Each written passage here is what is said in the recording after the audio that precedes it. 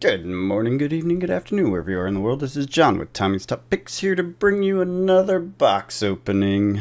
We're gonna do some Wilds of Eldraine draft.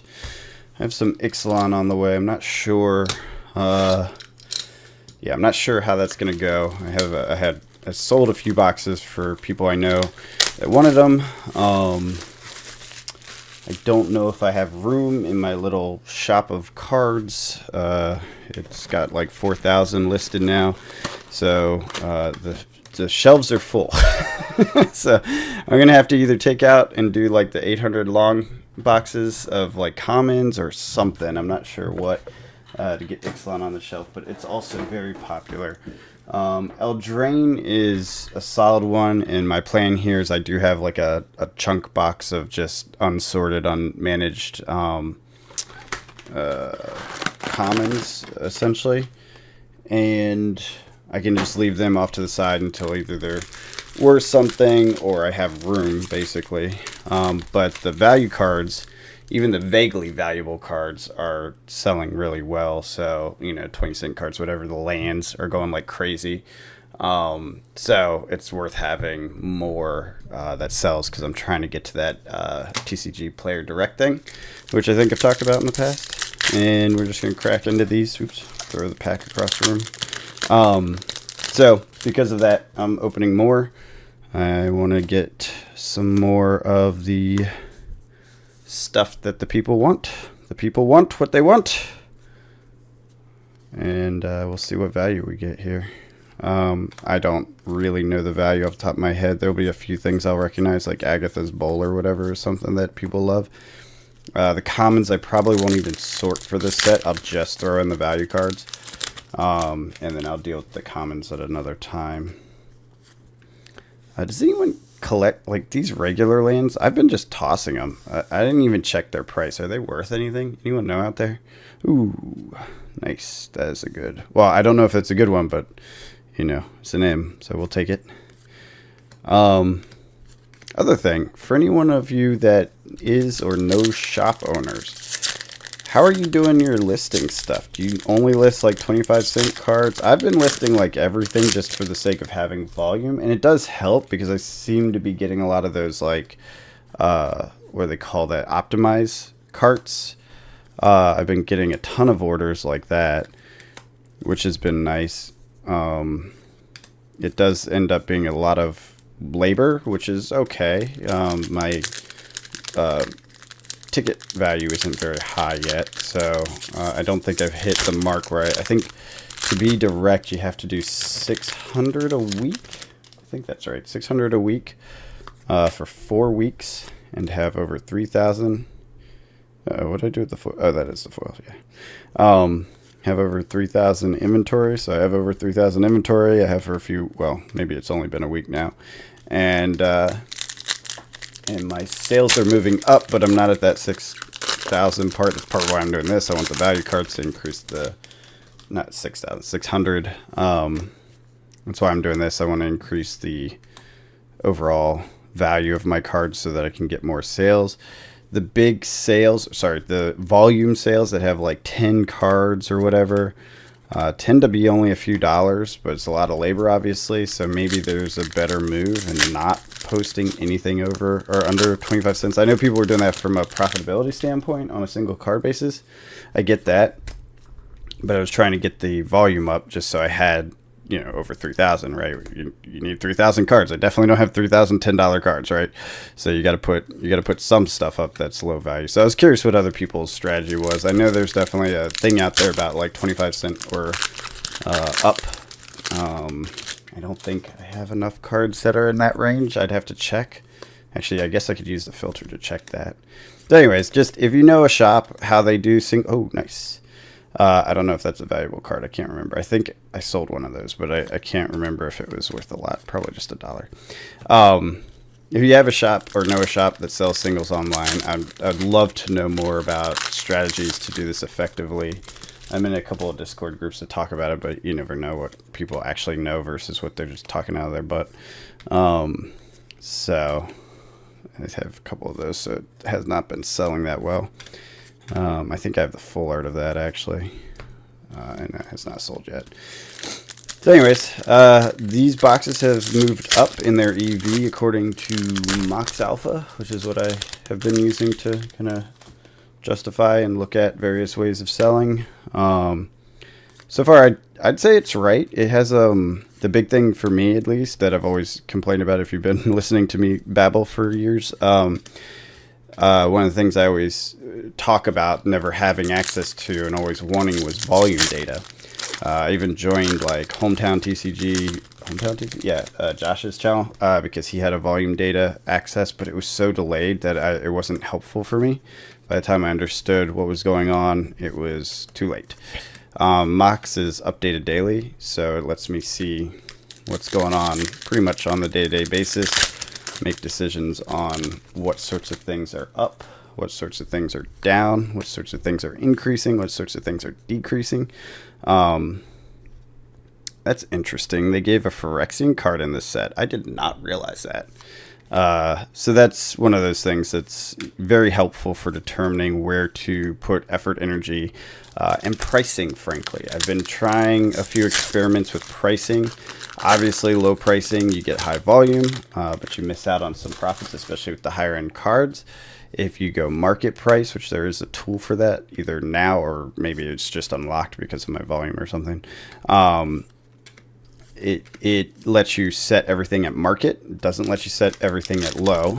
I worked out a fix for that, though.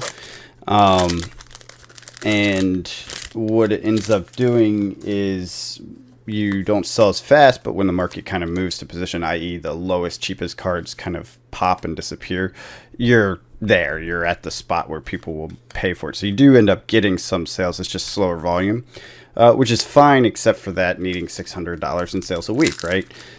So I've been experimenting with different ways, like make the big cards, low value, and then everything else is just market value, and then people optimize into it, or vice versa, where the big cards are at their high in value, the market value, and then I've tried a few things, a few different combinations. This is another thing. If someone out there, if there's a strategy, a way to do that, to keep your volume up, but also kind of optimize or maximize your sale numbers, your revenue numbers, definitely appreciate any help on that, because I am not sure. I am digging around trying to figure it out. It's an interesting little thing how TCG Player works, and it's fine. And this whole thing is just like a hobby for fun. I'm not trying to feed myself on it or anything. But it does take up some time, and it will probably burn out before, I'd probably say before March next year if this doesn't switch up. If I can get into direct, it seems like that reduces labor significantly. Not 100% sure on that. But if it does, then I will be in a much better spot. But it's hard. $600 of sales a week is not the easiest thing to do, especially with the fickle TCG market. Magic's hot right now. Eldraine, Ixalan, some of the older stuff. Time Spiral has been going nuts. The D&D set is going nuts. So those are the things I have listed, and they're really selling. Like, they're moving, and that's why I listed them and went through all this effort, was because I saw that their volumes had moved up. Was it New Horizon 2? What the hell is that set called with the diamond? Modern Horizon. I was like, New Horizon's that. Modern Horizon 2. I had a ton of that from way back. That was like the first thing I opened en masse, and so I put that all up because it was also selling. I don't know that it ever stopped selling, because if I recall, that was pretty hot when it came out. I'm sure it did. I'm sure it slowed down like everything else started to slow down. But what that boiled down to was I had a bunch of it. I wanted to get the volume up. It was the easiest way because it's one set, so keeping it all structured and ordered, and it was already sorted, so that saved me a lot of time and headache on sorting. I will tell you, sorting down to the ability to find stuff quickly is pretty important. Usually, historically, I've been pretty lax on sorting. I'll do by like color and set. Now that I'm doing these larger volume situation, you kind of have to have it alpha. So what I do is whenever I run across a set that I haven't alphaed out, I'll alpha it and then by that color, because I'm usually a stack by the color, right?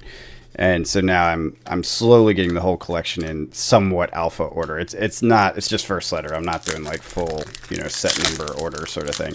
But it does make it much quicker to pull cards when you have a lot of cards. So every step of organization is a step in efficiency. Not worth it at first, but worth it as you get to volume. About halfway through. Let's get these commons out of the way. So that's where I'm at with that. You guys seem to, enjoy watching these to a degree, I guess. Sorcery Update got some views, and the last box opening got some views, so I figured I'd keep on with it. Happy to change it up if people have a different idea, or just not post these. I actually, because I was sick, I cracked 2. Actually, you know what? I'm not sure. Did I record any of the Eldraine boxes? I think I recorded Jumpstart and something else. Well, anyways, I opened 2 of these boxes already, and they sold so well that this is why I'm back for a third. I just realized, though, you guys, this is a good card. That sells. I just realized you guys had not seen the other Eldraine. Eldraine's fantastic, by the way. I'm really enjoying not just opening it and selling it, but like looking at the cards. They're gorgeous. So that's one of the reasons. I got a case of it, and on box 3 that I'm cracking for the shop just to sell. Ooh, I don't know if that's a good card, but it's full art. I like it. I should put it somewhere special. Where do I put it? It's not a showcase. It's a full art. I'll just put it in here. It's fine. We'll figure it out. I don't know if that's worth anything, but it looks cool. But the art in this is fantastic. The themes are really cool. That's one of the reasons I like the D&D and open that. I wish I had more of that, honestly. But I'm out. I sold those as boxes mostly over the last year or so as the price ticked up. The D&D set is super, super thematic if you play Baldur's Gate 3 or see the movie or anything. And people are definitely building decks that are D&D decks. Like, there is no doubt in my mind. They're like, I have a theme. It's D&D themed. And I'm going there. Which is fun. It's fun to see the stuff people build. I have no idea on metas and stuff, but there's clearly some metas because certain cards are just like flying off the shelf and others are sitting, right? So it's definitely a thing. Ooh, foil land. I think those go for like 20 cents, 25 cents. But yeah, it's fun. It's something. It's a lot of labor. I'm starting to get tired of it. It's too many. I'm doing like 30, 40 orders a day, and considering it, maybe 25% of them are 10 plus cards. So you got to pull like all these different cards from different areas. It takes some time. It's wearing on me. It's not the best. I'll tell you that. I do not envy the people that have to do this for a living. I can imagine it is very tiring to do this sort of work for a living, and there's probably shortcuts and stuff that I haven't gotten to, and I'll figure it out, or I'll stop. It's fine. I can stop. I don't have to do it. I kind of like doing it. It gives me a reason to crack packs, which I like. It pays for my products that I want. There's that.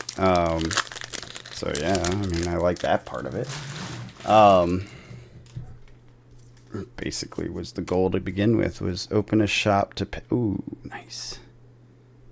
Open a shop to pay for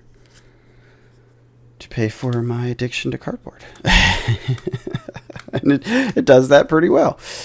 I would say with all the labor, the time, I'm probably spending, especially now, call it an hour a day in the morning, and then maybe 40 minutes or so of stuff like this when I resort things. That's one of those anime cards. That's probably, well, I don't know if that's actually worth anything. It all depends on playability, I'll be honest. Where I do sorting or pack opening and stuff like that, maybe another hour a week. So call it, it is over the weekends too, so call it 7, 8, call it 10 hours a week on this. And I want to say my take home, which is really uncertain right now because I've changed up the model, obviously. I think that's a good one. I think that one sold, the last version of that I had. Ends up being like maybe 500 a month. But see, this is where it gets tricky. I also take home product that I want, right? So when you calculate that in, ooh, nice foil. When you calculate that in, it's probably, just call it 500 a month. That's probably all I'm making off of this, because I don't always take the 500 in cash home. Sometimes I'll just get different products I want, like case of something, whatever, it's tricky. And a lot of the product I'm selling is my own collection, historic collection. So like this isn't, because this I actually got straight out of distribution. I'm trying to do that more to keep it like straight what's what. Because frankly, it gets complex when you start using your own collection in alignment with a shop. Anyways, that's where I'm at with that and trying to figure that out. But yeah, so it's hard to measure it out. It's mostly a hobby, though. Let me just be honest. It's mostly a hobby. You're not making a lot. It's not going to change your life, and the amount of work it takes and the amount of capital that is locked up, which is the biggest thing to get here, is quite a bit. I have to say I probably have, call it easily 10,000 in product just from the shop lined up that is cash out of hand, that's sitting as product or like this, waiting to be sold. So you definitely have to have cash to make it work, and scale definitely gives you advantage. I'm just going to throw these tokens in the trash. I usually throw these in the trash too, but I guess I'll check these, see if people actually want them. Anyways, that is a box of Eldraine. It is gorgeous. I do love the art. I love these lands. I know why people are collecting them. They definitely are. I just had one sale that was like, it was like 5 of one, 3 of another, and 3 of another. These go pretty well. These full arts, I think they did a fantastic, or not full arts, these showcase. They did a fantastic job with these showcases. Like they are gorgeous.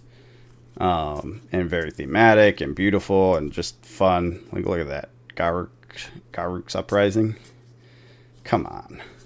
Come on. You know you love this stuff. Look at that dragon. Come on. It's gorgeous. I love it. And then the rest of it's just like, I think it's Eldraine. It's power.